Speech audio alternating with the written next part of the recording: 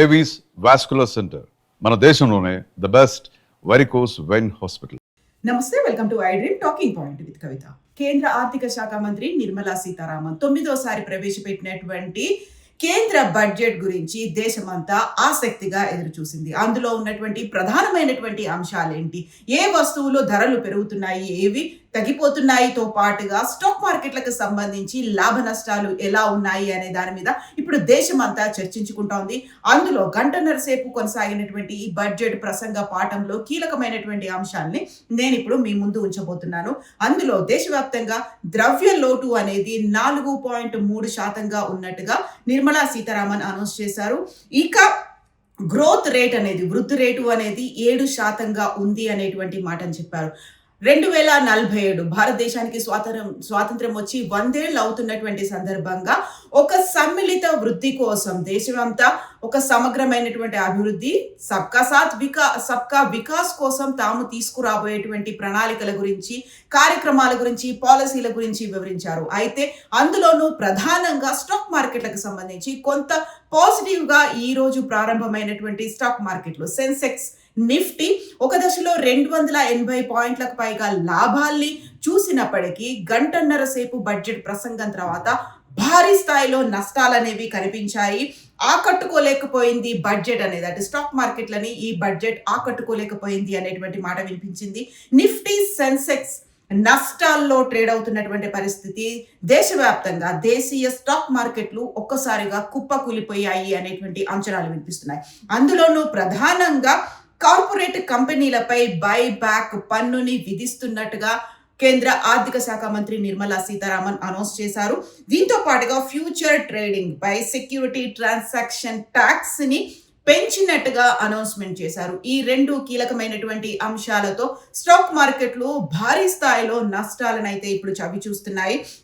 అందులోనూ ప్రధానంగా income tax benefits ఏం ఉండబోతున్నాయి అనేది గత కొంతకాలంగా వినిపిస్తూ వచ్చింది. కపుల్కి, దంపతులు ఇద్దరు వర్క్ చేస్తున్నట్టయితే వాళ్ళిద్దరూ కలిసి ఒకే ఇన్కమ్ ట్యాక్స్ ను ఫైల్ చేసుకునేటువంటి వెసులుబాటుని ఈసారి బడ్జెట్ లో అందించబోతున్నారని, బట్ దానికి సంబంధించి ఎలాంటి మార్పు లేదు అనేటువంటి మాటని నిర్మలా సీతారామన్ అనౌన్స్ చేశారు.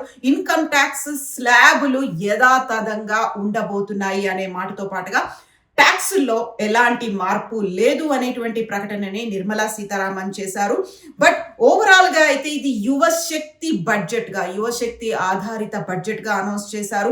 దేశవ్యాప్తంగా ఇన్ఫ్రాస్ట్రక్చర్ ని మేము డెవలప్ చేస్తున్నాము అనేది చేశారు. ఇక తెలుగు రాష్ట్రాలకి సంబంధించి చూస్తే ఎక్కడా తెలుగు రాష్ట్రాలకి సంబంధించి ప్రస్తావన వస్తుంది అనేటువంటి మాటని ఆసక్తిగా ఎదురు చూశారు. అందులోనూ ప్రధానంగా విలువైనటువంటి ఖనిజాల తవ్వకాల కోసం కేరళ, తమిళనాడు, ఒడిశా, ఏపీలతో కలిసి రేర్ ఎర్త్ కారిడార్ ని ఏర్పాటు చేస్తున్నాం అన్నట్టుగా అనౌన్స్ చేశారు. దీంతో పాటుగా 7 హై స్పీడ్ రైల్ కారిడార్లని ఏర్పాటు చేస్తున్నారు. అందులో హైదరాబాద్ కి ప్రాముఖ్యత ఉన్నట్టుగా కనిపిస్తోంది. Pune to Hyderabad, Hyderabad to Chennai, Hyderabad to బెంగళూరుకి సంబంధించి హై స్పీడ్ రైల్ కారిడార్లని 7 కారిడార్లను ఏర్పాటు చేస్తారు. అందులో 3 హైదరాబాద్ బేస్డ్గా, పూణే, బెంగళూరు అండ్ చెన్నైకి సంబంధించి కనిపిస్తున్నాయి. ఇక దీంతో పాటుగా ట్రెక్కింగ్ కోసం కూడా మేము కారిడార్లను ఏర్పాటు చేస్తున్నాము, ట్రెక్కింగ్ కోసం కూడా బడ్జెట్ ఏర్పాటు చేస్తున్నామని అందులో అరకు పేరు ప్రస్తావన అయితే వచ్చింది. ఇక ఇప్పటికీ వస్తున్నటువంటి అంచనాలు వీటన్నిటి నేపథ్యంలో ఏ ధరలు పెరగబోతున్నాయి, వేటి ధరలు తగ్గబోతున్నాయి అనేది, బంగారం ఇప్పుడు 2 లక్షలకు రీచ్ అవుతుంది అనుకున్నటువంటి తరుణంలో బంగారానికి సంబంధించినటువంటి ఎలాంటి ప్రస్తావన ఇందులో రాలేదు. అయితే అతి కీలకమైనటువంటి ఇతర అంశాలు ఏవైతే ఉన్నాయో వాటి గురించి నేను ఏ వివరాలు తగ్గిస్తున్నారు, లేకుంటే ఏ వస్తువుల మీద ఇప్పుడు ట్యాక్స్ అనేది తగ్గుతుంది, దానివల్ల ధరలు తగ్గబోతున్నాయి అనేది, అంటే అందులో కీలకమైంది విదేశాల్లో వైద్య లేకుంటే విద్య కోసం వెళ్లే దాంట్లో ఇప్పుడు ట్యాక్స్ అనేది తగ్గబోతోంది. ఇక ఓవరాల్ గా ఏ వస్తువులకు సంబంధించి ధరలు తగ్గుతాయి అంటే సోలార్ ఉత్పత్తులతో పాటుగా లెదర్ ఉత్పత్తుల ధరలు తగ్గబోతున్నాయి, బీడీలు, బ్యాటరీలకు సంబంధించినటువంటి ధరలు తగ్గబోతున్నాయి, సిఎన్జి కంప్రెస్డ్ న్యాచురల్ గ్యాస్ కి సంబంధించి, బయోగ్యాస్ ఉత్పత్తులకు సంబంధించి ఆ ధరలు కూడా తగ్గబోతున్నాయి. క్యాన్సర్ మందులకు సంబంధించి ఇప్పటికైతే విదేశాల నుంచి విపరీతంగా మనం దిగుమతి చేసుకుంటున్నాము. అందులో క్యాన్సర్‌తో పాటుగా 7 క్రిటికల్‌గా ఉండేటువంటి డిసీజెస్ వీటికి సంబంధించి 17 రకాల మందులు, injections, drugs at the same time అక్కడి నుంచి తెప్పించుకునేటువంటి ఈ 17 రకాల మందులతో పాటుగా క్యాన్సర్‌కి సంబంధించి తెప్పించుకునేటువంటి ఫుడ్ మీద టాక్స్ తగ్గబోతోంది అనేటువంటిది ఒకటి అనౌన్స్‌మెంట్ చేశారు. మైక్రోవేవ్ ఓవెన్స్ ధరలు కూడా తగ్గబోతున్నాయి. దీంతో పాటుగా చెప్పులు, షూల ధరలు కూడా తగ్గబోతున్నాయి. ఇక పెరిగే వాటి వివరాలేంటి? లిక్కర్ ధరలైతే పెరుగుతాయి అనేటువంటి ఒక మాట.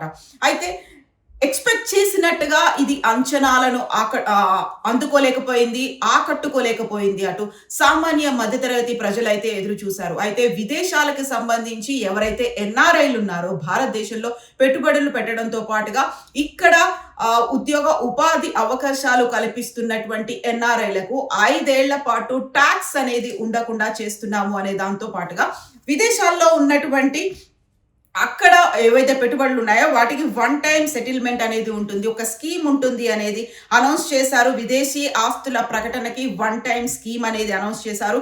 ఇక new IT act, income tax act అనేది 2025లో తీసుకొచ్చారు. దాన్ని ఈ ఇయర్ 2026 ఏప్రిల్ 1 నుంచి అమల్లోకి వస్తున్నట్టుగా అనౌన్స్మెంట్ వచ్చింది. మార్చి 31 వరకు ఆదాయ పన్ను చెల్లింపులకి ఎక్స్టెన్షన్ ఉంది. విదేశీ ఆస్తుల ప్రకటన వీటికి సంబంధించి మాత్రమే ఉంది తప్ప వ్యక్తిగతంగా ఇండివిజువల్ గా అటు ఉద్యోగులకు కావచ్చు, లేకపోతే స్మాల్ స్కేల్ ఇండస్ట్రీలకి మేము బెనిఫిట్ చేస్తున్నాము అని చెప్పినప్పటికీ ఆదాయానికి సంబంధించి ట్యాక్స్ ఎగ్జంప్షన్స్ లేకపోవడం, దీంతో పాటుగా కార్పొరేట్ కంపెనీల మీద ట్యాక్సులు విధించడంతో అటు స్టాక్ మార్కెట్లని ఆకట్టుకోలేకపోయింది, కుప్పకూలిపోయినటువంటి పరిస్థితులు ఉన్నాయి. ఎట్ ద సేమ్ టైం వ్యక్తిగతంగా దేశాన్ని ఒక యూనిట్ గా తీసుకొని దేశం కోసమే మేము చేస్తున్నాము అనేటువంటి మాటని, ఆర్థిక సుస్థిరతకు 6 రంగాల్లో విస్తృత చొరవను చూపుతున్నాము. సబ్కా సాత్ సబ్కా వికాస్ అనే అంశం, సమ్మిళిత ఆర్థిక వృద్ధి, ప్రజల ఆకాంక్షలను నెరవేర్చడం కోసమే ఈ బడ్జెట్ ఉంది అనేటువంటి మాటని నిర్మలా సీతారామన్ తన గంటన్నర బడ్జెట్ ప్రసంగంలో అయితే చెప్పారు. బట్ ఓవరాల్ గా ఒక థమ్స్ డౌన్ అనేటువంటి సిచ్యువేషన్ అయితే కనిపిస్తోంది. అది స్టాక్ మార్కెట్ లో కావచ్చు, వ్యక్తిగతంగా ఉన్నటువంటి ట్యాక్స్ చెల్లింపుదారుల్లో, ఉద్యోగస్తుల్లో ఇదే భావన కంటిన్యూ అవుతోంది.